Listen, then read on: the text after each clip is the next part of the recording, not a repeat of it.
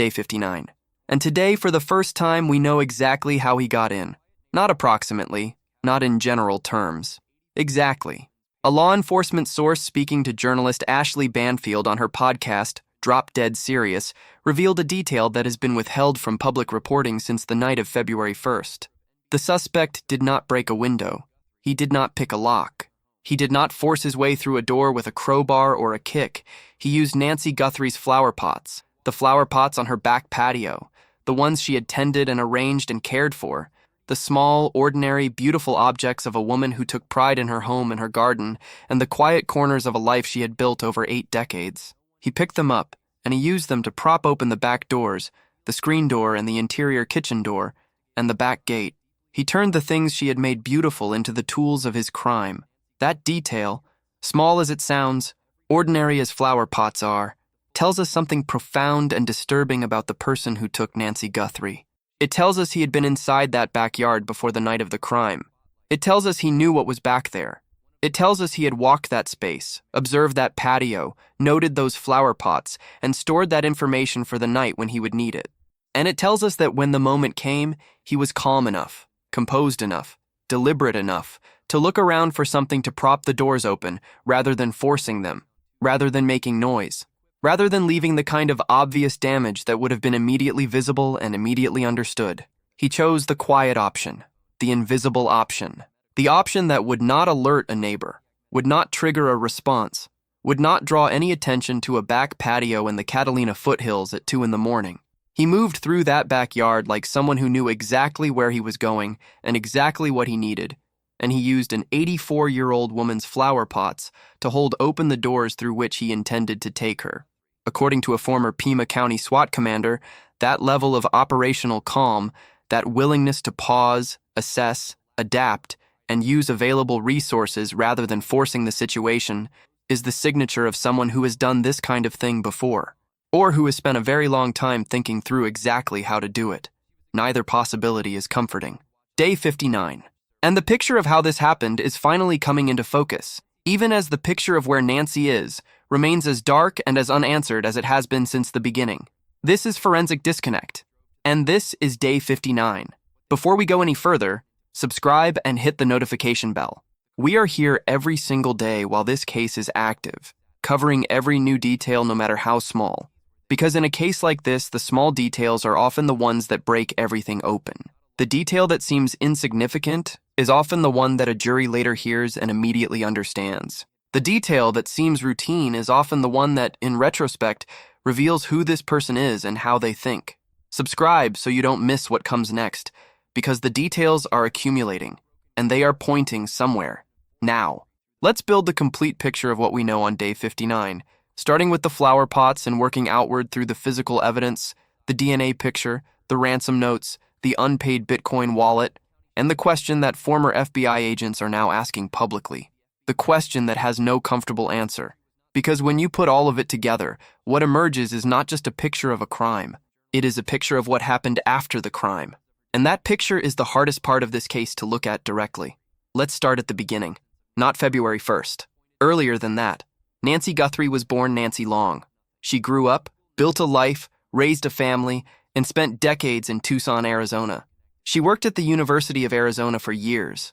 She was the kind of person whose influence ran deeper than her title, the kind of person who got things done not through authority, but through persistence and care. When the university threatened to close its Poison Information Center due to budget cuts, she went door to door and collected more than 20,000 handwritten signatures to save it. The center survived. It has helped countless people in the years since. That is who Nancy Guthrie is. Someone who fights for the things that matter through the unglamorous, patient, human work of showing up and asking people to care. She is also the mother of Savannah Guthrie, the co-anchor of NBC's Today Show, one of the most recognized faces in American morning television. That connection between a private 84-year-old woman living alone in a quiet neighborhood north of Tucson and one of the most famous broadcast journalists in the country may be exactly what put her in the crosshairs of whoever took her. Savannah herself has said she fears that her mother was targeted because of her fame, that someone looked at Savannah Guthrie, looked at what they imagined her wealth and resources to be, and decided that her elderly mother, living alone in Arizona, was a path to a payday. On the evening of January 31st, 2026, Nancy had dinner with her daughter Annie and son-in-law Tommaso Cioni at their nearby home. Tommaso drove her back. Her garage door opened at 9:48 p.m. and closed 2 minutes later. That is the last confirmed normal moment of Nancy Guthrie's life. What happened next unfolded over the next several hours, while she was almost certainly asleep. The neighborhood of the Catalina foothills is quiet at night. Affluent, established, the kind of neighborhood where people feel safe and where the darkness between houses feels calm, rather than threatening. The streets are not heavily trafficked at 2 in the morning. The houses are set back from the road. The yards have walls and gates. For a woman living alone, it feels like safety. For someone who had spent weeks studying that house, studying the camera coverage, the entry points, the routines, the layout of the back patio, it was something else. At 1:47 a.m. on February 1st, the doorbell camera at the front of the house captured him. A masked figure, armed. Investigators later confirmed he appeared to be carrying what looked like a gun holster, wearing gloves, carrying a 25-liter backpack. He tried to knock the camera loose. When he couldn't dislodge it cleanly, he covered the lens with a leaf from one of the plants near the front door. The camera went dark at 1:47. At 2:28 a.m., the app connected to Nancy's pacemaker, the device that monitors her heart, that sends a signal to her phone to confirm the pacemaker is functioning, went silent. It stopped sending. It disconnected from her phone. In 59 days, it has not reconnected. Now, let's talk about the back of the house, because that is where today's new information changes the picture of this crime in ways that matter for understanding not just what happened, but who could have done it. Savannah revealed in her interview with Hoda Kotb this week that when her family arrived at Nancy's home on the morning of February 1st and found her missing, the back doors were propped open. That detail was news. It was significant. It told investigators something. It told the public something. But it left a question unanswered. How were they propped open? By what? And why? Ashleigh Banfield, on her podcast Drop Dead Serious, answered that question this week with information from a law enforcement source. The back of Nancy's home has 2 separate doors on the left side of the patio, a screen door and an interior door that opens into the kitchen. Both of them were found open on the morning of February 1st. And both of them had been propped open using Nancy's own flower pots, the same flower pots she had tended and arranged and cared for on her back patio. He moved them. He placed them deliberately to hold the doors in the open position. He also used flower pots to prop open the back gate, the gate that leads from the rear of the property to the outside. Banfield said something about this detail that is worth sitting with. She said she could only imagine Nancy spending time with those flower pots, choosing them, planting them, watering them, making them beautiful for her back patio, the way people do when a home is truly theirs, when a garden is an expression of who they are. And she said the suspect took those beautiful things and used them for what she called his evil plot. That is not just an emotional observation. It is a forensic one, because those flower pots were moved, handled, repositioned by someone who was in that backyard, who was composed enough to look around and identify what was available, who understood the layout well enough to know where to place them to achieve the effect he needed. And flower pots that have been handled by human hands carry something that investigators are very interested in. They carry fingerprints. They carry touch DNA. They carry the biological trace of whoever picked them up and moved them. Whether those pots were examined as part of the original crime scene processing, before the crime scene was, in the words of former Sheriff Carmona, corrupted, is a question the Pima County Sheriff's Department has not answered. But they are part of the physical landscape of that backyard. And the backyard is part of the evidence picture. Now let's talk about Bob Krieger. Krieger is a former Pima County SWAT commander. That means he spent his career on the tactical end of law enforcement, the part of the job that involves planning operations, breaching locations, extracting people from confined spaces quickly and with minimal disruption to the surrounding environment. He knows what a deliberate, planned extraction looks like. He knows what it feels like from the tactical side, the decisions that get made in advance, the contingencies that get planned for, the specific details that distinguish a professional operation from a panicked improvisation. And when he looks at the back doors, the back gate, the flower pots, and the front-of-house evidence, he sees something very specific. He sees a plan.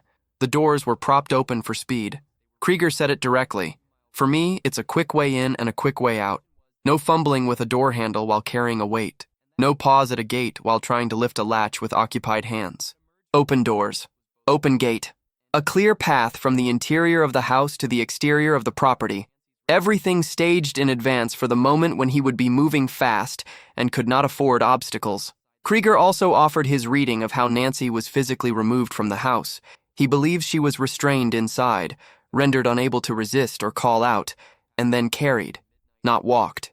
Carried, because walking an 84-year-old woman who was already living with severe back pain and limited mobility through a property in the middle of the night, quickly enough to avoid detection, while she was in a state of terror and potentially trying to resist or call for help. That is not something that moves at the pace a successful extraction requires. She would have had to be carried. And then comes the detail that Krieger flagged as particularly significant. Despite all of the evidence that the back of the house was the planned entry and exit point, the propped doors, the propped gate, the clear path through the back, the physical evidence suggests the suspect left through the front.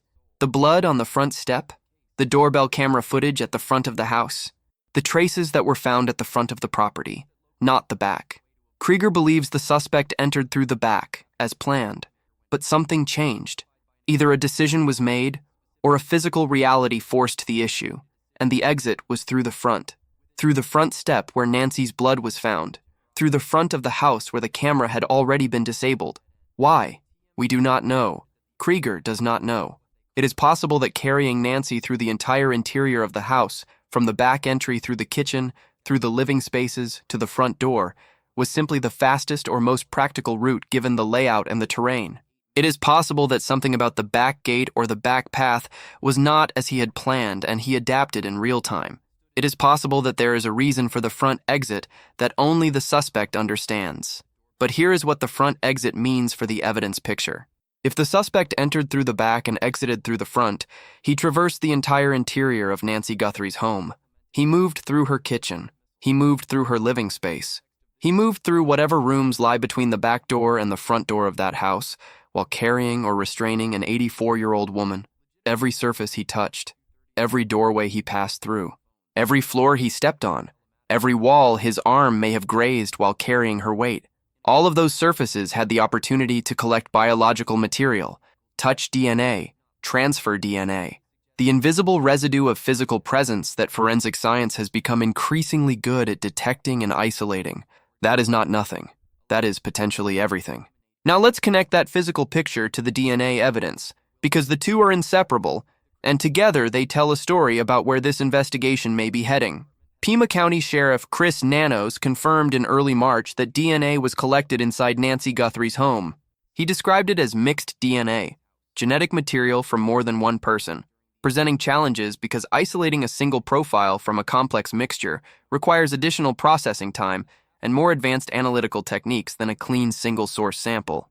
He said the lab had reported difficulties. He said advancing technology could produce results within weeks or months. He said investigators remain hopeful. That statement was made in early March, 6 weeks ago. The forensic work has been ongoing since then.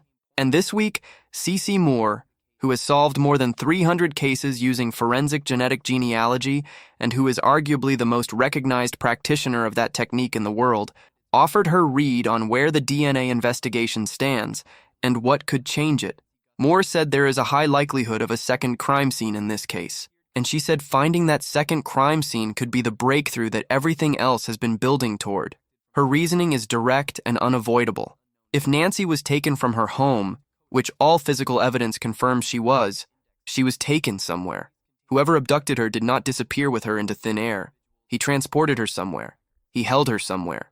Whether she is alive and still being held, or whether she is no longer alive, that location exists. It is a physical place, and physical places where people have been held, where an 84-year-old woman and her abductor existed in the same space, accumulate biological evidence. We leave DNA everywhere, Moore said.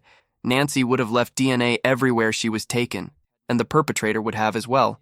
It is just a matter of finding that. Moore is careful about the emotional weight of what she is saying. She acknowledged that she does not want to hope for a second crime scene, because finding a second crime scene might mean finding Nancy's remains rather than Nancy alive. She said we all still want to believe she is alive, but she also said, clearly and without equivocation, that wherever Nancy has been since February 1st, that place is a crime scene. If she is being held alive, the place where she is being held is a crime scene. If she is no longer alive, the place where she was last held is a crime scene. Either way, That place exists, and that place has DNA. She cited a case that she said bears striking similarities to the Nancy Guthrie situation. An elderly man named Chris Bagsarian was abducted from his home in Australia in the middle of the night. The circumstances were strikingly parallel. A vulnerable elderly person, taken from a residential property, in what turned out to be a kidnapping for ransom that ultimately went terribly wrong. It was a case of mistaken identity. The kidnappers had targeted the wrong person. Bagsarian was held somewhere, and he was later found deceased. But investigators found the location where he had been held, and that location told the whole story. His blood was there. His DNA was everywhere. Physical evidence of what had been done to him was present throughout the space. And critically, the perpetrator's DNA was also there, all over the location where they had held him. That DNA identified them, and they were arrested. Moore drew the parallel explicitly. She said that if investigators in the Nancy Guthrie case can find a second location, a vehicle, a property, a space where Nancy was taken after her home, and if they can get a viable DNA profile from that location, the forensic genetic genealogy process will identify whoever is responsible. She said, if they can get a viable profile from her actual kidnapper, he will be identified through investigative genetic genealogy. Not might be, not could be, will be. That is a significant statement from someone with 300 solved cases behind her. It is not a guarantee of timing. It is not a promise that the second location will be found today or next week or next month. But it is a statement about the inevitability of what forensic genetic genealogy does when it has viable material to work with. The technique identified Brian Kohberger in the University of Idaho murders. It has cracked cold cases that had been dormant for 20, 30, 40 years. It does not fail because time has passed. It does not fail because the suspect thought they were careful. It fails only when there is no DNA to work with, and in this case there is DNA, at the primary scene, and almost certainly at a second location that has not yet been found. The DNA is waiting, the second location is waiting, and C.C. Moore believes it is only a matter of finding it. Now, let's talk about the ransom. Because the ransom thread is the thread that has been most publicly visible and least publicly analyzed.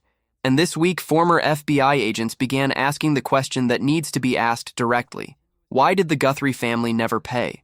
To understand why that question matters, you need to understand the full timeline of what the family said publicly and how that language has changed over 2 months. In the first week after Nancy disappeared, ransom notes began arriving. Multiple notes, sent to multiple destinations. TMZ received one. CNN affiliate KOLD in Tucson received one. Others were apparently sent directly to the Guthrie family.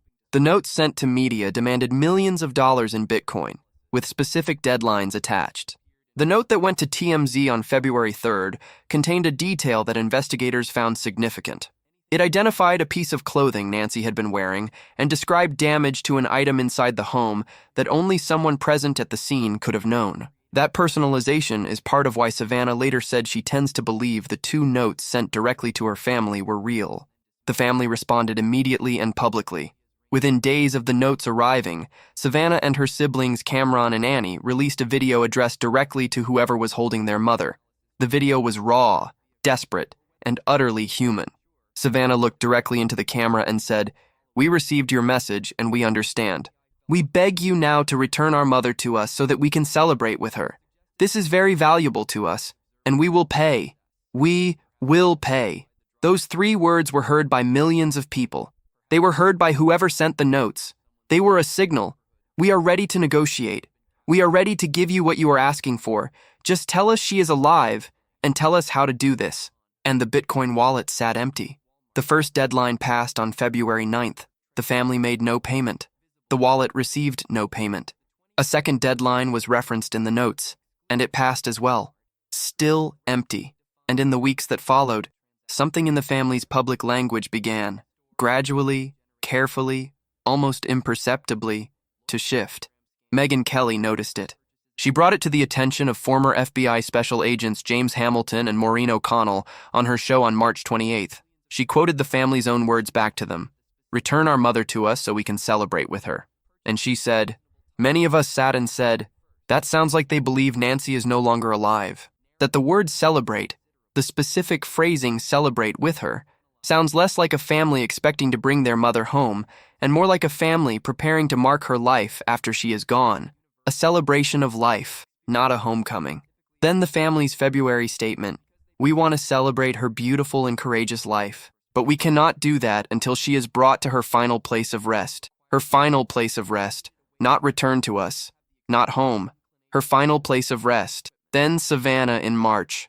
My family has had to be prepared for the possibility that she has already gone home to the Lord. Then Savannah in her interview this week. Whether she is on this earth still or whether she is in heaven, I know where she is. None of that is the language of someone who believes their mother is alive and coming home. All of it is the language of someone who has been preparing privately for a reality that is too painful to state publicly. Who is holding on to hope not because she believes it, but because hope is the only thing that keeps the investigation alive, keeps the tips coming in, keeps the pressure on whoever is responsible, and keeps a door open that she is not yet ready to close. Former FBI agent Maureen O'Connell offered the clearest investigative explanation for why the ransom was never paid. She said the FBI was almost certainly advising the family, without proof of life, do not pay. Standard protocol in any kidnapping for ransom. You do not pay until you have verified, in real time and in a way that cannot be faked, that the person you are paying to recover is alive and can be returned. A Bitcoin payment without proof of life is a payment made to someone who may be anyone. An opportunist who read the news and crafted a note using publicly available details. A scammer who had nothing to do with the kidnapping. Or someone who has nothing left to return because there is no one left alive. No proof of life has been publicly confirmed in this case. Not a single time in 59 days has any investigator or family member said, "We saw her after the abduction. We heard her voice. We received an image or a video that confirmed she is alive." That absence is not definitive evidence of anything by itself. Proof of life communications in kidnapping cases are sometimes kept confidential by law enforcement for tactical reasons. But its absence from the public record, combined with everything else, forms a pattern. And then there is the second note. The account from social media user A Nerdy Addict, which was discussed with appropriate skepticism on the Megyn Kelly show. The claim that one of the ransom letters sent to media contained not a new demand, but an apology. The sender allegedly wrote that they had not realized how serious Nancy's heart condition was, and that she had gone to be with God. This is unverified. It must be stated clearly and repeatedly that this is unverified. No law enforcement agency has confirmed it. The Guthrie family has not confirmed it. The FBI has not commented. Everything about this account is based on a social media post from an anonymous user, discussed speculatively on a podcast, and reported on by media outlets with the appropriate caveats. It may be completely fabricated. It may be partially accurate. It may be accurate in ways that no one outside the investigation can currently confirm or deny. But former FBI agents who know how ransom kidnappings work, who know how families respond to information they receive, and who have been watching the public behavior of this family for 8 weeks, they are not dismissing it. They are taking it seriously, not as confirmed fact, but as a theory that is consistent with what they can observe, consistent with the unpaid wallet, consistent with the shifted language, consistent with the absence of proof of life, consistent with a family that said we will pay, and then, quietly, didn't. O'Connell said, if the kidnappers could not provide proof of life, then the FBI's advice would have been that there is nothing to pay for. And if there was nothing to pay for, the family would not have paid, and the wallet would remain empty. Nancy Guthrie is 84 years old. She requires daily heart medication to survive. She was taken in her pajamas without that medication on February 1st. Her pacemaker went silent at 2:28 in the morning.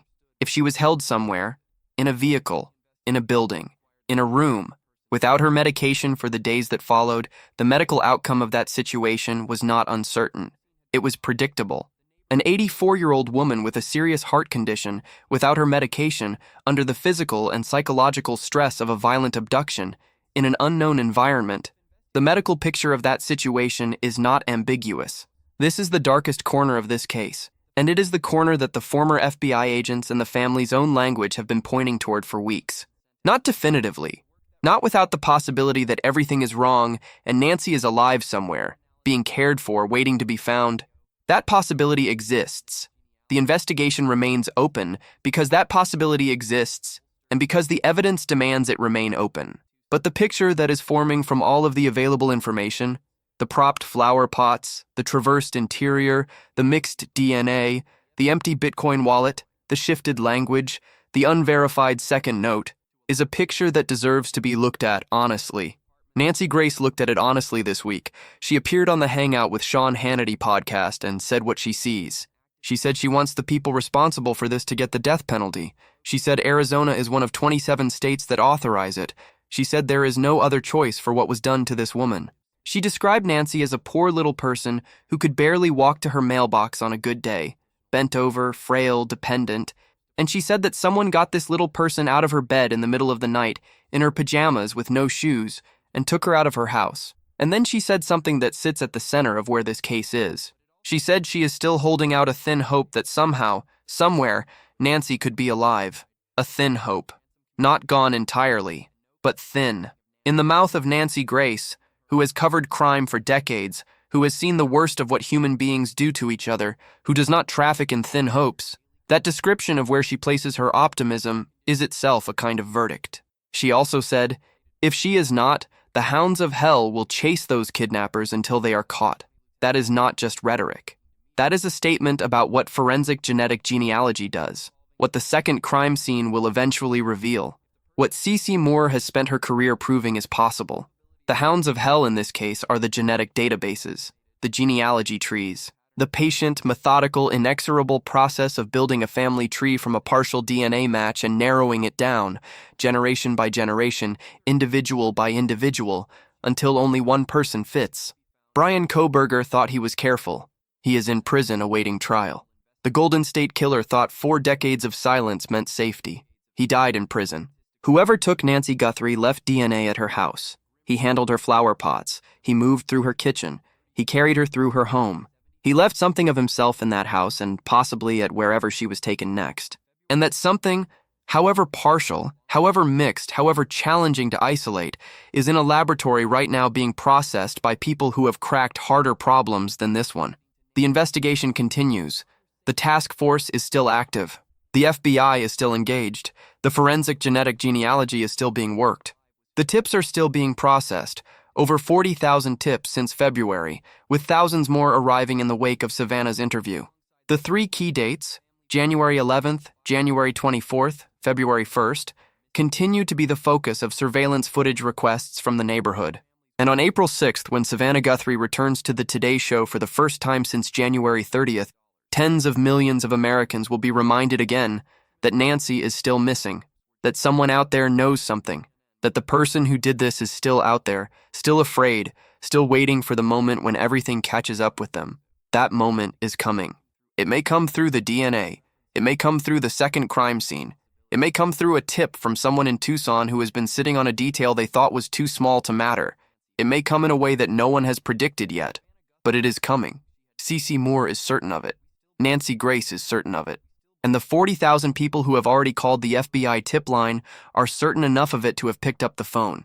If you have any information about Nancy Guthrie's disappearance, please contact the FBI right now.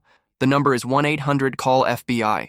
That is 1-800-225-5324. You can also submit tips anonymously at tips.fbi.gov. You can call the Pima County Sheriff's Department at 520-351-4900. The combined reward from the Guthrie family and the FBI is over $1 million. The reward can be paid in cash. Tips are completely anonymous. One tip, one phone call, one detail that seemed too small to matter. That is all it takes to change everything in a case like this. Nancy Guthrie is 84 years old, 5 feet tall, silver hair, blue eyes. She tended flower pots on her back patio. She spent decades building a life in Tucson, Arizona. She collected 20,000 handwritten signatures, by hand, door to door, to save a program that helped people in her community. She raised 3 children alone after their father died of cancer when Savannah was only 16 years old. She showed her daughter, by example and by presence and by the specific courage of a woman who keeps going when everything falls apart, what it means to survive the unsurvivable. She was taken on the night of January 31st, 2026, in her pajamas, with no shoes, without her medication, and she has not been found. She deserves to come home, or to be found. Or at the very least, to be known by every person who watches this video as a full human being. Not a missing persons case, not a news story, not a true crime subject, but a woman, a mother, a grandmother, someone who tended flower pots and made her back patio beautiful, and never imagined that the small, careful acts of a life well lived would one day become evidence in the investigation into her own disappearance. She deserves more than this. And whoever took her, wherever they are, whatever they believe about their own safety, however long they have managed to stay invisible, they will be found. The DNA does not lie. The genealogy databases do not forget. And the hounds of hell, as Nancy Grace said, do not stop. Hit the like button if this video gave you something to think about. Subscribe if you haven't already. We are here every single day until this case is resolved. Drop a comment. What do you make of the flower pot detail? What does the unpaid ransom tell you? What do you think the second note said? We read every single comment, and the conversation in the comments section of this channel has been some of the most thoughtful and serious engagement I have ever seen on a case like this. Keep going. We will be back tomorrow for day 60, because Nancy Guthrie deserves to have people paying attention every single day until she is found.